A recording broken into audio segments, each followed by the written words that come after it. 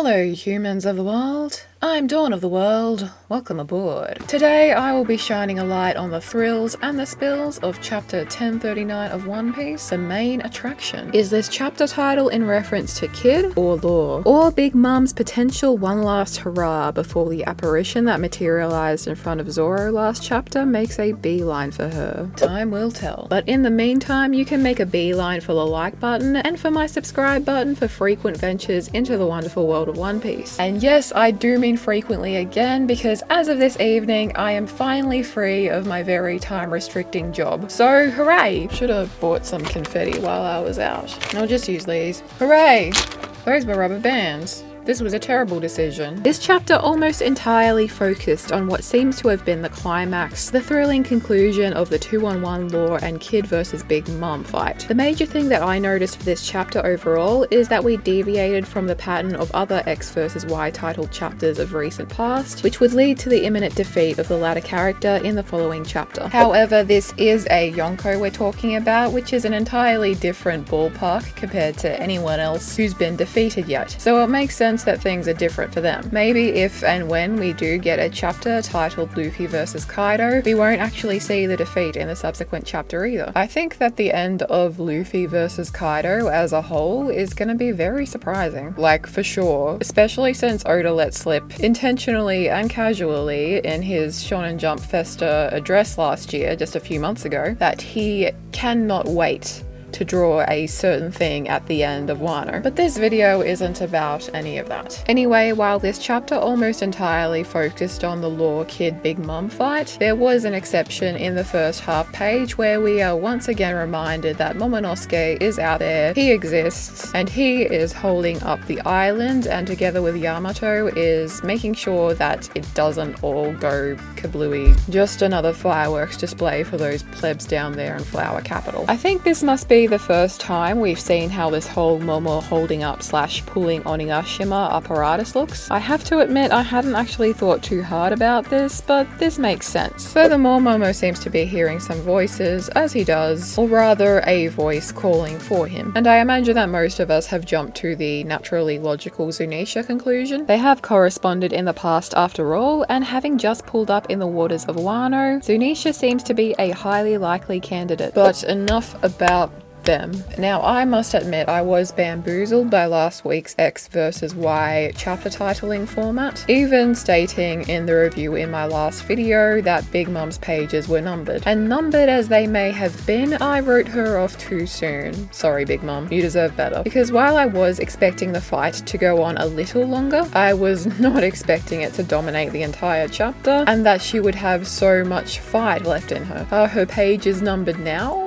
after the shenanigans of this chapter? While it certainly looks more like it, I'm not so game to say. This woman is a terrifying force of nature, and she has my respect above anything else. A sweets-loving 68-year-old grandma with pink hair being one of the most immensely powerful beings in the world. We love to see that. She's birthed like 80 children, so geez, no wonder. And then at the end of the chapter where she proudly proclaims, "I am Big Mom," like, yes, you are. That is more than a name, that is a title, that is a rank, and if anybody has earned it, it's her. I feel like this battle gets kind of foreshadowed by Luffy versus Kaido in a sense, you know, the actual main attraction of Onigashima. But this is still a battle of almost just as crazy proportions. Big Mom is a Yonko after all, and it has taken the full might of two of the most powerful supernova to even bring her to the knees, and it's not an easy fight. Like, back in Whole Cake Island, Big Mom was out of the question, and now she's been taken out by two secondary characters. Vitally important and powerful secondary characters, but secondary characters all the same. On the topic of Law versus Kid, it was really fun to see more of their dynamic than the way they bantered. They really perpetuate this greater theme in One Piece, the idea of two sides of the same coin, equal opposites. They remind me a little bit of Zoro and Sanji in a sense, these equal opposites coming together and synthesizing just as much as they clash. much and are going to help bring Luffy to the top. It's funny because Kid is definitely more of a flashy guy than Law, but seeing Law irked by Kid trying to be the main attraction, seeming to want some of the flashy limelight for himself, was pretty funny to me. Also, I don't know if I've mentioned this before or how many times I've said it, but I like to imagine that the Kid pirates have a fashion runway on their ship. Tuesday night is catwalk night.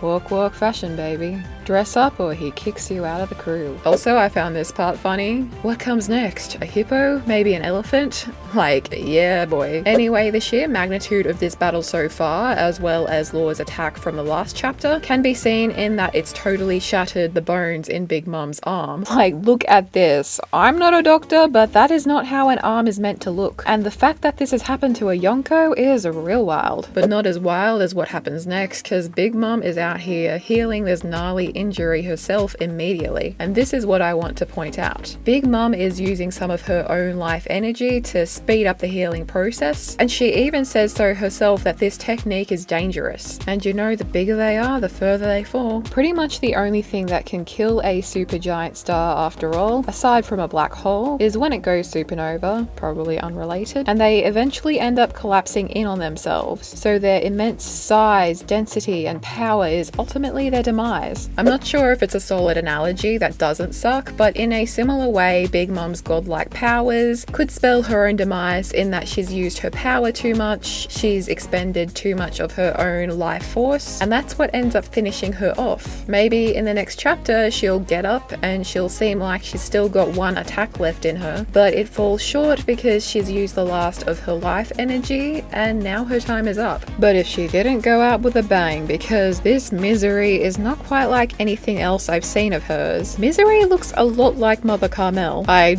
don't know what this means from a psychological standpoint, but speaking of Mother Carmel, if she were still alive, she would be 143 years old, which is just 2 years older than Dr. Kureha. So what I'm saying is, from a narrative perspective, 100 years ago, they almost definitely knew each other. They might have even been friends with each other at some point, but Kureha probably severed ties with her eventually. I mean, Kureha is into some pretty unorthodox stuff, but I'd say she would draw a line far before child trafficking. It's really easy to forget, even now, that Big Mom is technically a near victim of child trafficking. And to this day, she still genuinely thinks that Mother Carmel did care about her like a mother, which is really messed up. Big Mom's backstory is really sadder than a lot of us realize, but that goes hand in hand with being a One Piece character, I guess. I often think about Akainu, like, what happened to him to make him so militantly militant? We're gonna find out his past one day, as well as Kaido's, as well as probably Blackbeard's, and it'll just be like, you know that screenshot from The Amazing World of Gumball where they're angry but they've got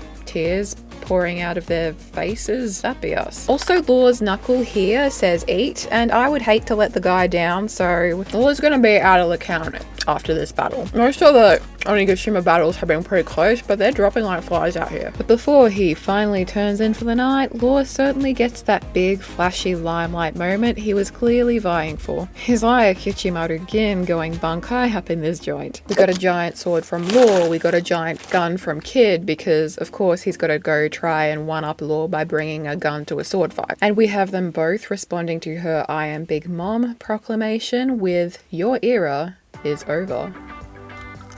That is quite the claim, but they may well have backed it up, especially considering that this week's cover of Shonen Jump feature the words, "The war that tears down an era," and "Wano arc climax." Exactly what it says on the tin. I like to think that Law and Kid are really going to be friends of sorts after this. I don't imagine them ever calling each other friend or whatever, but there's this begrudging respect. I can definitely see them in years to come, whenever their paths cross, they'll have a bit of a brawl, but then they'll share sake, kind of like how Whitebeard and Roger would. Like, I can imagine them being old and being like, oh, remember when we defeated Big Mom? Good old times. Meanwhile, some of her grandchildren like Pez are out there, have made big names for themselves as well. They're part of the new era. Anyway, I think there's only two main big fights still ongoing, those being Luffy versus Kaido, as well as Raizo versus Fukurokuju. I swear, at this point, Raizo versus Fukurokuju is going to have a surprising ending. Something is going to happen, just don't know what. So, do you all think that this is it for Big Mom, or does she have one more trick up her sleeve? Also, will her crew make their move? Let me know what you think in the comments below. Don't forget to like and subscribe, and check out some other videos of mine because I have those, and there will be more. I'm Dawn of the World, and I will see you next time. Later, guys. How am I waving? I don't know. How do you wave? I don't know. Waving? Everywhere I look, it's just rubber bands and corn chips. Subscribe for quality content, guys.